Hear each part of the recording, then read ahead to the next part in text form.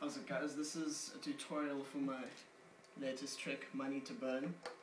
What you're going to need is you're going to need a banknote, a lighter, an ordinary pen, and also a pilot friction pen matching the color of your ordinary pen. So I've got two black pens here. And the pilot friction pen has a rubber tip here. What it does is it erases with the heat generated with the friction. I'm just going to show you here. But you don't only have to use the rubber tip. You can use heat from like a flame or something. So I've got my lighter here. I want you to look at this. So it disappears very easily. See, there you go. You just have to be careful about holding it underneath for too long, because then you get your black marks, and you don't want to burn your money. Okay. Beforehand, I wrote 3 of diamonds right here in my ordinary pen. So I'm going to force the 3 of diamonds later. That's why it's aside. We'll come back to the 8 of hearts. I'm just going to go over this again. Make sure that the 3 is very clear. There we go. Okay, it's very hard to write in pilot friction with this pilot friction pen over something you've already erased, because I already wrote. There we go. It's a bit of a mission to write on a banknote, but we'll do our best. So I'm just changing the diamond into a heart here. There we go. And then turning the 3 into an 8. So here's your 8 of hearts. And your 3 of diamonds. Okay, we're going to use the lighter later. We don't need our pens anymore.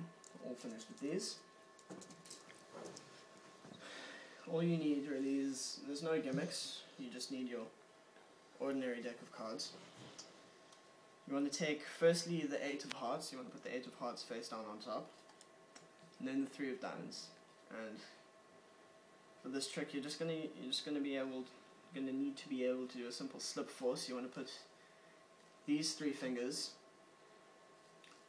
on top of the pack here.